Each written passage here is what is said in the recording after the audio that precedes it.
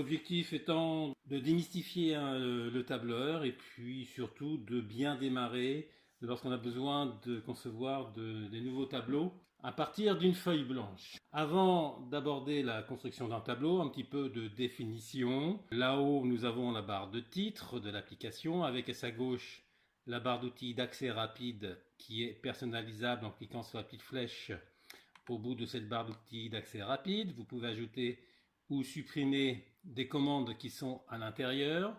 Et si vous n'avez pas suffisamment à l'intérieur, la possibilité d'aller dans autres commandes pour en rajouter à partir des commandes courantes ou à partir d'autres onglets, des commandes qu'on a dans d'autres onglets. Donc ça, vous pourrez voir ça au fur et à mesure du temps. Le principe étant, si un outil vous intéresse, de pouvoir dire, par exemple, j'aimerais bien que la possibilité de filtrer une base de données soit un raccourci automatiquement dans cette barre d'outils d'accès rapide. On va sélectionner l'outil en question et on va faire ajouter à la barre d'outils d'accès rapide. Voilà, ensuite on fait OK. Et si à un moment donné vous avez fait un petit peu trop de bêtises, possibilité de réinitialiser complètement les barres d'outils. Je valide ça et donc j'ai le bouton en filtré qui est ici. En dessous, nous avons ce qu'on va appeler le ruban Office, qui est constitué de plusieurs onglets et à l'intérieur de chaque onglet, les commandes sont regroupées par catégorie. Voilà, en dessous nous avons la barre de formule qui permettra de savoir si à l'intérieur d'une cellule, ce que l'on visualise, c'est une information qui a été saisie ou si c'est le résultat d'une formule, avec juste à côté la possibilité d'utiliser du fx pour faire des fonctions. À gauche de la barre de formule, nous avons ce qu'on appelle la zone nom qui permet dans un premier temps de savoir quelle cellule va être modifiée lorsqu'on va commencer à taper sur le clavier. Mais plus tard, on verra qu'on peut avoir d'autres types d'informations à l'intérieur, notamment lorsqu'on commence à concevoir des formules. En dessous, on a les en-têtes de colonnes, ce sont des lettres qui vont de A évidemment jusqu'à Z, toutes les lettres sont représentées, sauf que quand on arrive à Z, on redémarre AA, AB, AC, AD, etc. Et de proche en proche, comme ça, comme ceci, on va jusqu'à XFD. XFD, c'est parce que nous sommes sur un document Excel de génération supérieure ou égale à 2007. Si vous êtes sur un document Excel qui a été conçu sur une version antérieure à la version 2007, donc notamment la version 2003, vous verrez que vous arrêterez à IV, ça veut dire 256 colonnes, alors qu'ici il y en a 16 384. Pour vérifier ça, c'est simple, si vous mettez comme ceci, vous voyez que la feuille de calcul est constituée de 16 384 colonnes, et comme vous pouvez le voir à côté, 1 48 576 lignes. J'ai simplement cliqué dans l'angle ici à l'intersection des en-têtes de colonnes et donc des en-têtes de lignes pour avoir cette information-là. Ok. Pour revenir sur la cellule A1 plutôt que d'utiliser les barres de défilement ou quoi que ce soit, nous allons pouvoir faire un contrôle Home. La touche Home étant la touche du clavier qui a la forme d'une flèche orientée en haut à gauche, comme on le voit sur le pointeur ici. Donc CTRL Home, on revient directement sur A1. Donc j'ai parlé des en-têtes de colonnes, des en-têtes de lignes, et à droite la barre de défilement verticale que certains appellent ascenseur, mais personne en revanche n'appelle la barre de défilement horizontale tapis roulant. Donc tout ça, ce sont des barres de défilement verticales, barres de défilement horizontales, qui, comme leur nom l'indique, permet de faire défiler l'écran. Vous voyez que là, les lignes basculent. Et dans ce cas-là, dans ce sens-là, ce sont les colonnes qui défilent. Je refais mon contrôle Home pour me remettre en A1. En bas, nous avons les onglets de feuilles de calcul. Donc il peut y avoir plusieurs onglets de feuilles de calcul dans un même document. Pour en rajouter, il suffit de cliquer sur le petit plus ou sur l'onglet vierge si vous êtes sur une version 2010. Là, je suis sur la version 2013, donc il peut y avoir des petites différences au niveau de la présentation. Et si vous êtes sur la version 2007, en revanche, vous ne verrez pas l'onglet fichier à gauche du ruban Office. À la place, vous aurez un gros bouton multicolore qui correspond au bouton Office, qui a en gros les mêmes fonctionnalités que cet onglet fichier. La dernière barre en bas, c'est la barre d'état. C'est celle qui vous donne des informations sur, en quelque sorte, l'état de votre environnement. Et à droite de cette barre d'état, vous avez la possibilité de zoomer. Voilà. C'est avec les petits plus et les petits moins, sans en attrapant directement le petit curseur à l'intérieur de la barre. L'intersection d'une colonne et d'une ligne, ça s'appelle une cellule. Voilà pour les définitions. Maintenant, on va passer aux premières manipulations qu'il est bon de connaître. Pour sélectionner une cellule, c'est simple, soit vous cliquez directement sur la cellule, soit à l'aide des flèches, vous vous dirigez en direction de la cellule que vous avez besoin de sélectionner. Pour sélectionner une colonne entière, c'est simple, on va cliquer, vous voyez que le pointeur ici change de forme sur la lettre de la colonne.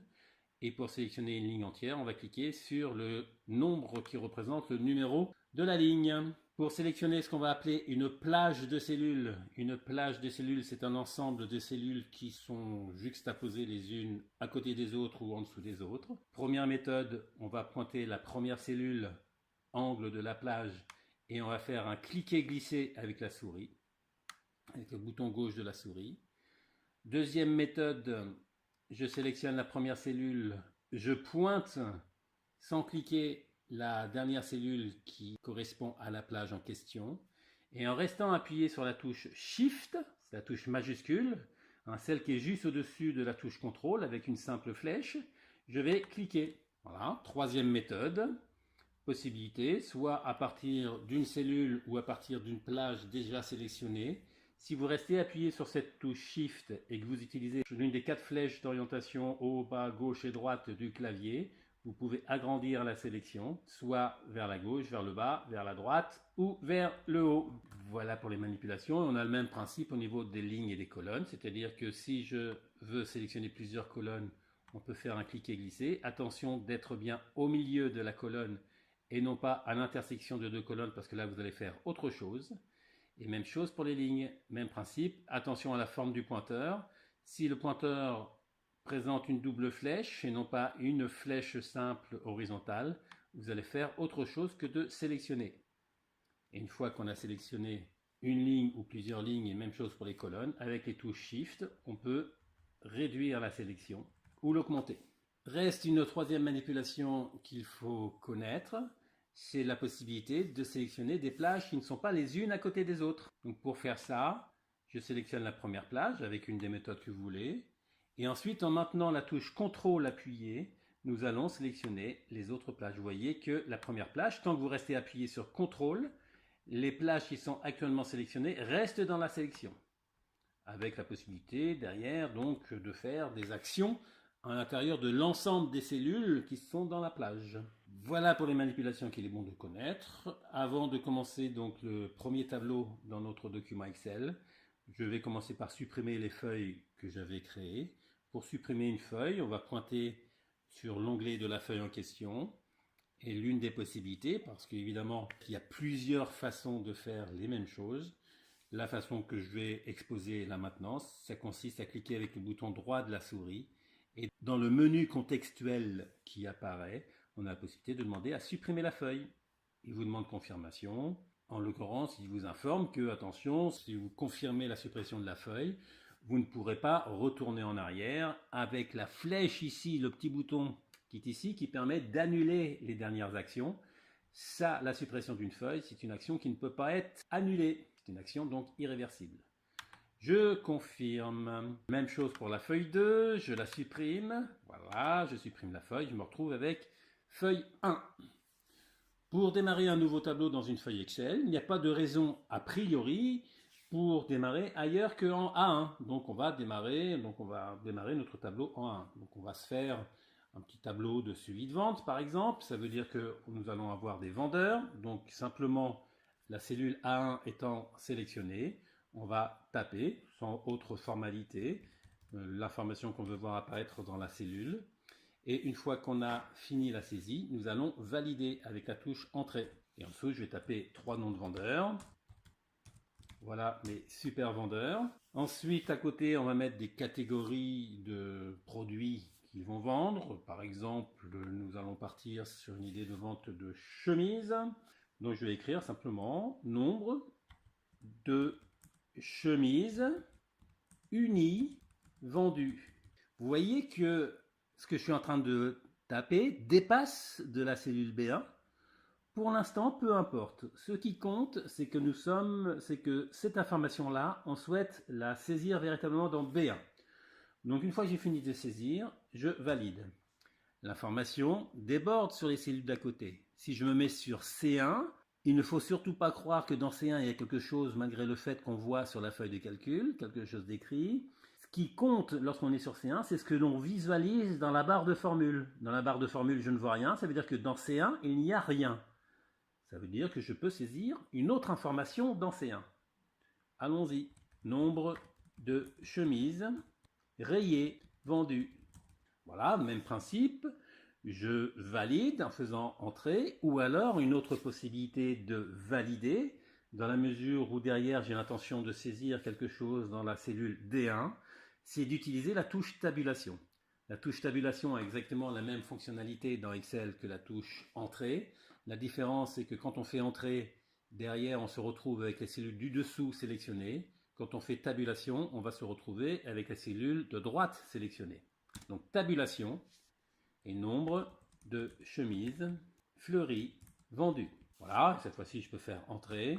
Et entrer, donc, il sélectionne sur la ligne du dessous la cellule qui se situe au-dessous de la première cellule qui était sélectionnée lorsque nous avons fait tabulation. Ensuite, pour saisir les quantités de chemises vendues par chaque employé dans chaque catégorie, je vais commencer. Ce n'est pas une obligation, mais simplement pour vous montrer le comportement d'Excel dans cette situation-là. Je vais sélectionner la plage de B2 jusqu'à D4 et je vais commencer à saisir. Attention à ne pas recliquer dans les cellules, sinon la sélection va partir. Donc je saisis directement les quantités. Voilà, par exemple 32, je fais entrer, évidemment avec entrée, on se retrouve tout en restant avec la plage sélectionnée, mais la cellule qui se trouve en blanc est la cellule située en dessous. 45, entrée, 54, entrée. Et le fait d'avoir sélectionné la plage préalablement, on n'est pas obligé de reprendre la souris pour se positionner sur la colonne d'à côté, il va y aller automatiquement. Voilà l'idée. 15, 76, 46, je mets des chiffres complètement au hasard, ce qui me passe par la tête. 23, 55, 58. Voilà pour les premières saisies. Donc comme j'ai commencé à travailler depuis un certain temps, il faut penser rapidement à enregistrer notre document. Pour enregistrer le document, nous avons dans la barre d'outils d'accès rapide ici à gauche quelque chose qui ressemble à une petite disquette. Et quand on met le pointeur dessus, il nous dit bien enregistrer. Et entre parenthèses, vous voyez qu'il nous indique CTRL S. Ce que vous voyez entre parenthèses, ce sont les raccourcis clavier. Ça veut dire que à la place d'utiliser cet outil-là, je peux très bien faire CTRL S au clavier. Ça aura exactement la même fonctionnalité que ce bouton. Donc voilà, enregistrer sous, on se retrouve sur la partie fichier derrière et il nous demande de choisir dans un premier temps un lieu où on va mettre notre document. Donc je vais choisir quelque part un dossier sur l'ordinateur. Je vais aller dans Documents, voilà. Et à l'intérieur de cette boîte de dialogue là, je vais lui dire de créer un nouveau dossier. Donc je rappelle qu'un dossier, c'est un endroit où on va stocker des documents. À ne pas confondre avec un fichier qui est le document par lui-même. Nouveau dossier, donc voilà, démo débutant. Ok, je m'assure que le dossier en question se trouve dans la barre d'adresse de la boîte enregistrée sous. Ça veut dire que le document que je vais enregistrer, une fois que je cliquerai sur enregistrer, mais il est encore un peu tôt pour le faire maintenant, il se mettra dans ce dossier-là. Le nom du fichier, je vais le mettre, voilà, par exemple, vente de chemise. Et le type de fichier, donc là-dedans, il y a plusieurs possibilités, on ne va pas toutes les énumérer. Classeur Excel, entre parenthèses, XLS, c'est-à-dire c'est un classeur qui contient les 16 384 colonnes et 1 48 576 lignes, mais dans lequel on ne pourra pas plus tard faire de macro, une macro étant un processus d'automatisation. Donc ça veut dire que si vous avez l'intention d'automatiser, mais si vous êtes sur ce tuto, c'est peut-être un petit peu tôt encore pour envisager ce genre de situation. Mais si jamais vous vous sentez prêt à faire des macros, il faut tout de suite penser à le mettre en classeur Excel, prenant en charge les macros. Autre possibilité intéressante là-dedans, c'est la possibilité de l'enregistrer en PDF, sachant que si on l'enregistre en PDF, seule la feuille active dans laquelle on se trouve au moment où on fait enregistrer sera enregistrée. Et en aucun cas, le document Excel par lui-même ne sera enregistré. On crée un PDF pour visualiser l'état de la feuille au moment où on le fait. Ensuite, le quatrième format qui peut être utile dans certains cas, c'est de l'enregistrer en format 97-2003, XLS. Pour le coup, il ne faut pas avoir des grands tableaux, des trop grands tableaux, parce que là on est limité à 256 colonnes, on va jusqu'à IV, et 65 536 lignes. Donc c'est uniquement si vous pensez avoir besoin de ce document-là sur un autre ordinateur dans lequel il n'y aurait pas encore les versions depuis 2007. Donc nous allons le laisser en XLSX. Voilà, vente de chemise. On a dit où on voulait le mettre, comment on voulait l'appeler et le format qu'on voulait lui donner. On peut enregistrer. Et le nom du document apparaît dans la barre de titre de l'application. Voilà, donc nous allons commencer maintenant notre première formule à partir d'un total. Là, il s'agit d'additionner les différentes cellules, sauf que les différentes cellules sont les unes au-dessus des autres. On pourra faire la même chose pour les cellules les unes à côté des autres. Enfin bref, il s'agit d'additionner ce qu'on appelle donc la plage de cellules de toutes les quantités de chemises unies. Je reviendrai après sur cette histoire-là qu'on ne visualise pas toutes les informations qui sont dans les différentes colonnes. Je commence à attaquer la première formule et je reviendrai tout de suite après. Donc je sélectionne la cellule où doivent apparaître les résultats. C'est la première règle qu'on va s'imposer, même si il y a des techniques dans certaines situations qui permettent de faire autrement. Dans un premier temps, gardez à l'esprit cette règle. Lorsque vous avez besoin d'établir une formule de calcul, commencez par sélectionner la cellule où doit apparaître le résultat. C'est ce que j'ai fait ici. Et ensuite, nous allons concevoir la formule par elle-même. Ici, il s'agit d'additionner des cellules dans Excel. Additionner des cellules, une plage de cellules, ça s'appelle une somme automatique. Et la somme automatique, on va la faire à partir de ce symbole-là, ce sigma majuscule. Lorsque vous êtes dedans, vous voyez qu'il vous a dit que vous pouvez faire une somme. Lorsque vous voyez des outils avec une petite flèche à côté, ça veut dire qu'à l'intérieur du même bouton, il y a la possibilité de faire autre chose que le fait de cliquer sur le bouton par lui-même. Par défaut, si vous cliquez sur le bouton, c'est une somme. Mais on verra qu'on pourrait faire en même temps une moyenne, déterminer le nombre de cellules qui contiennent des valeurs numériques, déterminer la valeur maximale d'une série ou la valeur minimale. Donc ici, on se contente de faire une somme automatique, donc je clique sur le bouton somme automatique. Il me propose par défaut de faire la somme de tout ce qu'il y a dessus, donc Excel analyse le tableau que l'on avait, il reconnaît qu'au-dessus il y avait des valeurs numériques et qu'à un certain moment on a du texte, donc il nous propose de faire la somme de toutes les cellules numériques qui se trouvent au-dessus de là où on fait la formule. Une fois que j'ai terminé ma formule, je peux valider en faisant entrée ou tabulation, peu importe. Là ici je fais entrée. Donc il me détermine le total des chemises unies. Donc je vais revenir momentanément ici pour ces informations-là. Pour visualiser ce qu'on a mis dans les cellules, évidemment on a la possibilité de sélectionner chacune des cellules ici et on voit dans la barre de formule ce qui a été écrit, mais ce n'est pas évidemment forcément pratique. L'autre solution consisterait à agrandir les colonnes. C'est-à-dire que vous voyez quand vous mettez entre le B et le C à un moment donné, le pointeur prend la forme d'une double flèche horizontale. Et quand vous faites un cliquer-glisser, vous pouvez agrandir la colonne. Voilà, comme ceci. Et si vous voulez que ça s'adapte au contenu de la colonne, de tout ce qu'il y a à l'intérieur de la colonne, vous pouvez faire un double clic. Le double clic, Excel s'adapte à la plus grande information qu'il y a à l'intérieur de la colonne. Ça, c'est une première possibilité. Mais ici, ça ne m'arrange pas trop parce que ça m'oblige à faire des très grandes colonnes pour visualiser des petits nombres. Donc ce que je vais faire, je vais annuler les dernières actions ici, donc annuler la largeur de la colonne. Donc là, c'est la première action que j'avais faite ici. Et je clique une deuxième fois sur annuler. Donc là, c'était une autre action que j'avais fait précédemment. Une troisième fois sur annuler, il revient à l'état initial. Donc vous pouvez cliquer le nombre de fois nécessaire sur ce bouton annuler la dernière action pour revenir à un certain nombre d'actions en arrière. L'autre possibilité pour visualiser tout ce qu'il y a dedans, ça va concerner la mise en forme des cellules. Et cette mise en forme, je vais l'appliquer pour l'ensemble de la ligne, c'est-à-dire y compris ce que je ferai plus tard à droite du tableau. Ça veut dire que je commence par sélectionner la ligne entière en cliquant sur le 1 à gauche de la ligne. Et dans le ruban accueil qui est ici, il y a une catégorie alignement. Et vous voyez en bas à droite de la catégorie un tout petit carré ici. Donc paramètres d'alignement, ça va permettre d'ouvrir une boîte de dialogue avec l'ensemble des options disponibles dans cette catégorie alignement. Donc je clique sur ce petit carré là, ça m'ouvre donc la boîte de dialogue qui va me permettre de réfléchir tranquillement à ce que je veux faire là-dedans. Voilà, donc il s'agit de la boîte de dialogue qui concerne le format de cellule.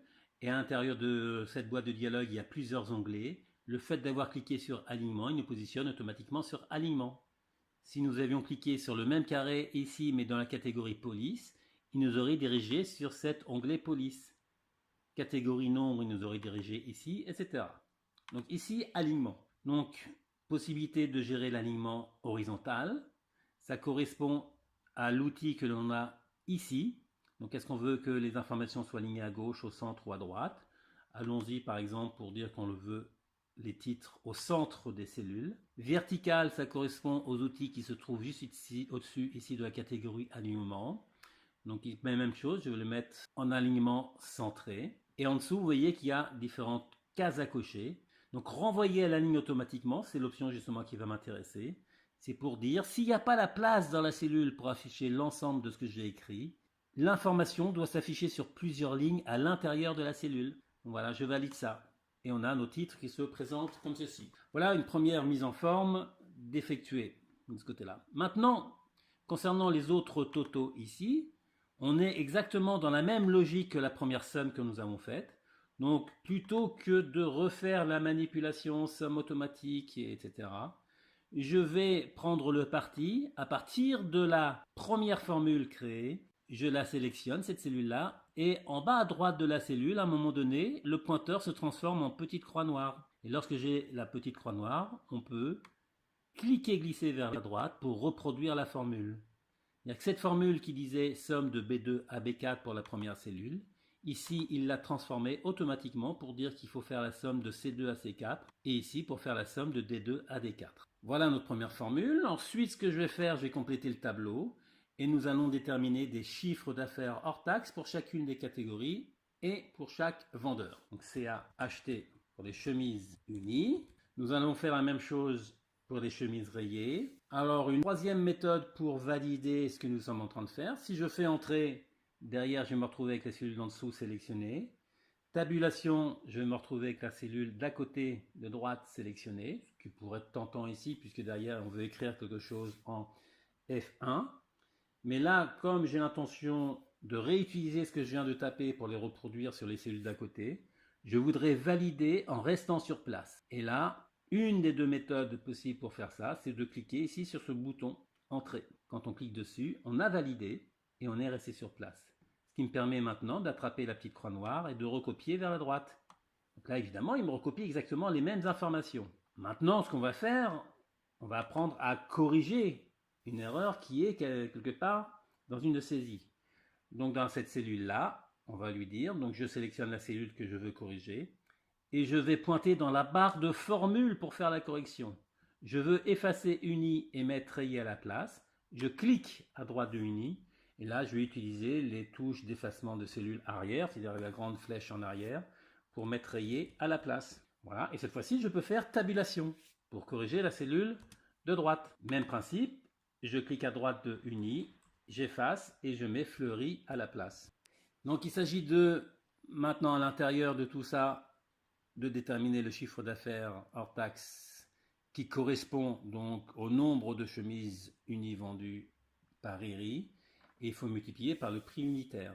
Le prix unitaire, on ne l'a pas, donc il va falloir l'indiquer quelque part. Vous remarquerez au passage que dans le tableau, jusqu'à présent, je n'ai fait aucune colonne vide, c'est-à-dire j'ai tout tapé les informations les unes à côté des autres, et aucune ligne vide, j'ai tout tapé les informations les unes en dessous des autres. Parce que toutes les informations concernent le même tableau. Maintenant, concernant les prix unitaires, il s'agit d'une information différente qui n'a rien à faire dans le tableau par lui-même.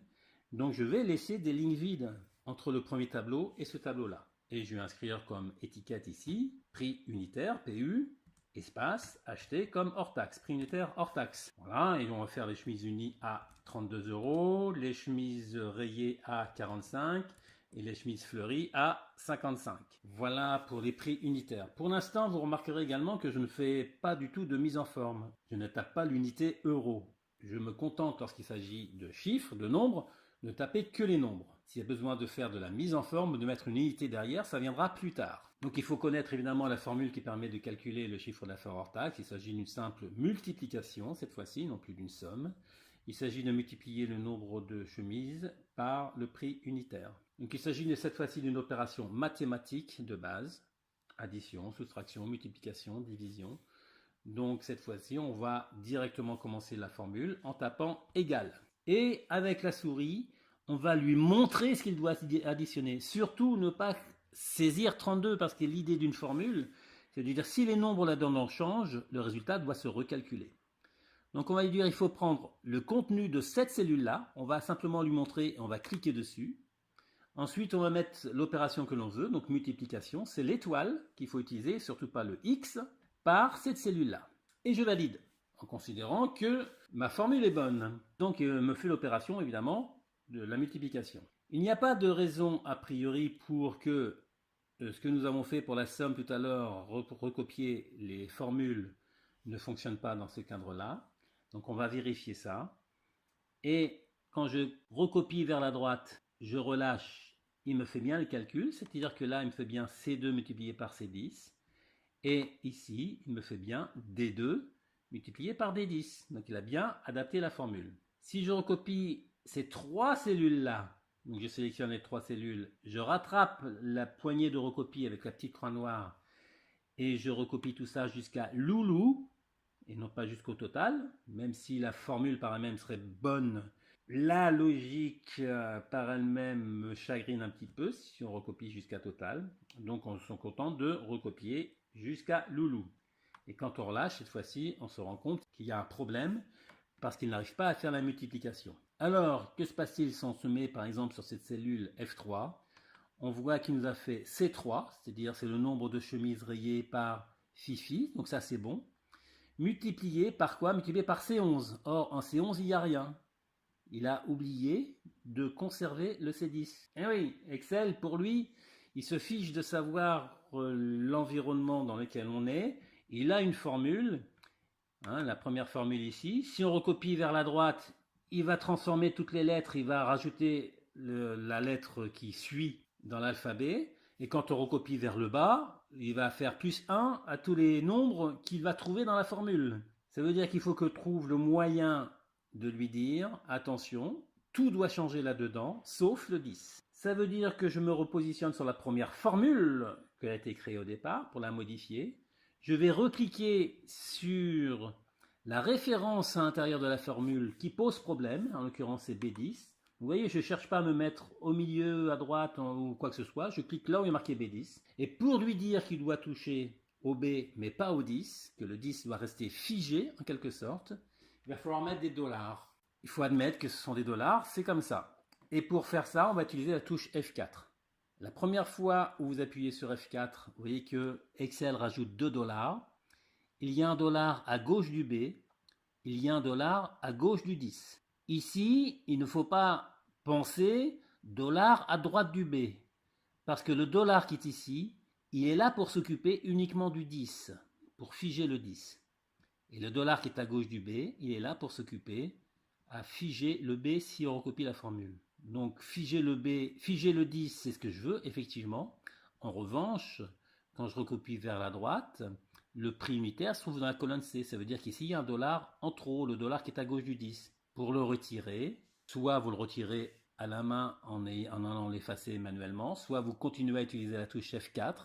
Et le fait d'utiliser la touche F4, vous voyez que la position des dollars change. Là, j'appuie plusieurs fois sur la touche F4. D'accord? Donc, 2 dollars. Cette fois-ci, je me retrouve avec un dollar à gauche du 10, mais pas à gauche du B. Ça me paraît cohérent. Donc, je valide avec le petit outil, le petit bouton qui se trouve à gauche du FX ici. Ou alors, éventuellement, en faisant CTRL Entrée pour rester sur place. Et une fois qu'on a validé, donc évidemment, il n'a pas modifié les autres formules, parce que le dollar n'intervient que quand on recopie les formules, c'est-à-dire qu'il faut reprocéder à la copie de la formule. On ne peut pas faire les deux sens en même temps, on ne peut pas aller en biais. Donc, moi, je commence par aller à droite, je relâche, on rattrape la poignée de recopie et on recopie vers le bas. Voilà, et cette fois-ci, donc, il nous trouve les bons totaux. Pour les totaux généraux des chiffres d'affaires ici, C'est simple, je me mets sur la dernière cellule que j'avais faite ici et je recopie vers la droite. Voilà. Ensuite, nous allons poursuivre notre tableau avec un CA hors taxe, global cette fois-ci, vendeur. Donc vous voyez que la mise en forme que nous avions établie pour la première ligne s'applique aux nouvelles informations, aux nouvelles cellules dans lesquelles on fait des saisies. C'est-à-dire que j'ai les informations les unes en dessous des autres.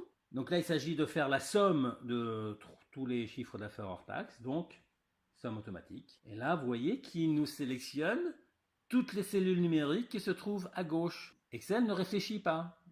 Il réfléchit un minimum, mais la réflexion ne va pas très loin. Donc là, c'est à moi de lui dire, attention, il ne faut pas tout prendre. Il faut se